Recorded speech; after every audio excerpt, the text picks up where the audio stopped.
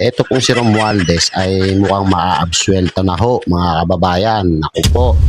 Sabi raw ho kasi ng ating presidente na wala daw siyang alam sa kaso ni Romualdez. Pero napanood naman ho natin sa SONA ang mga pinangako niya at mga binitawan ho niya mga salita na malapit na raw hong ihain ang mga patong-patong na reklamo laban nga ho rito kay Martin Romualdez. Sabi niya pa rito na masakit nga sa akin ito pero kailangan natin gawin ng tama.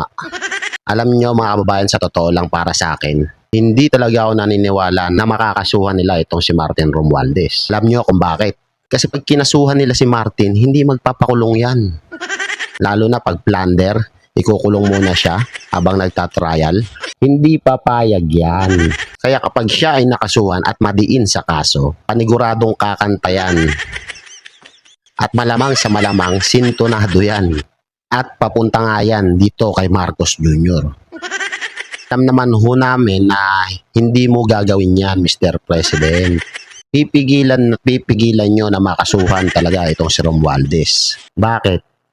Kasi pag nagsintonado ang kanta niyan, sigurado yan mapapahiya kayo sa buong mundo.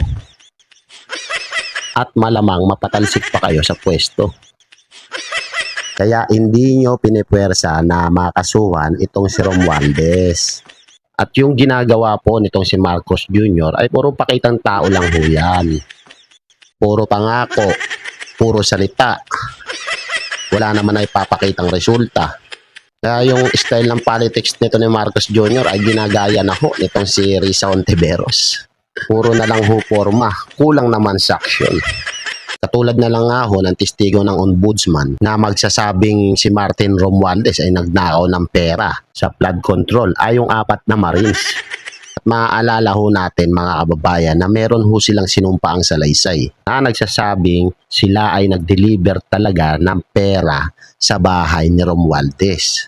Tinapang yung 4, nag-recant, ibig sabihin pinabulaanan na nila yung kanilang mga sinabi. Ngayon, wala na hong maglilink kay Martin Romualdez doon sa pera ng flood control. Ang tanong, paano pa siya kakasuhan ngayon? Grabe ho, napakalaking kalokohan ho itong ginagawa ho nila sa atin. Noong si Boying ay nasa DOJ pa at may hearing sa Blue Ribbon, ayaw gamitin ng 18 na Marines bilang witness para magsalaysay sa delivery ng mga pera. Pero nung nasa ombudsman na siya, ginamit niya yung 4 para idiin si Martin Romualdez. Pero ang nakapagtataka, bakit yung 4 lang? Ibig sabihin yung 4 lang nagsasabi ng totoo. Yung 14 sinungaling. At ngayon nga ho, sinasabi nito si Boying Remulla, nakakasuhan daw itong 4 dahil nga raw bumaliktad. At nag-react naman ho dito si Romualdez na dinidiin niya na wala raw ho talaga siyang kinalaman sa pagbaliktad ng 4 na Marines. Kung ngayon naniniwala pa kayo sa mga sinasabi nila, comment nyo sa baba at ilagay nyo kung bakit. Ito talaga ang katotohanan mga kababayan. Hindi talaga nila kakasuhan ng plunder at ipapakulong itong si Martin Romualdez. Dahil pag nagkataon, tapos ang karir ni Marcos Jr. Ang tanong BBM, Romualdez, Bonoan at mga congressman dyan, ano ang kasalanan ng mga kababayan natin? Bakit hinahayaan nyo at tinitiis na ganito ang kalagayan nila? Lalo na ho dyan sa Pampanga, lubog na lubog ho sa baha.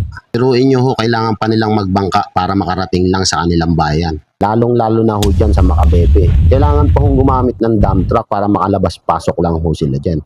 Tapos yung Metro Manila daw, effective ang flood system, sabi ni Marcos Jr. Pero ano nangyari? Bakit lalo yatang tumaas ang tubig? Tapos sasabihin nyo, madaling humupa yung baha.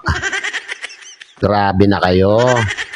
Ano ang kasalanan ng mga kababayan natin? Sa laki ng pondo ng flood control, sa laki ng program appropriation na inilagay nyo sa flood control, yung pera ng subway, yung pera ng Panay Bridge, yung pera na para sa modernization ng AFP, PDIC at PhilHealth na inilagay nyo sa program appropriation.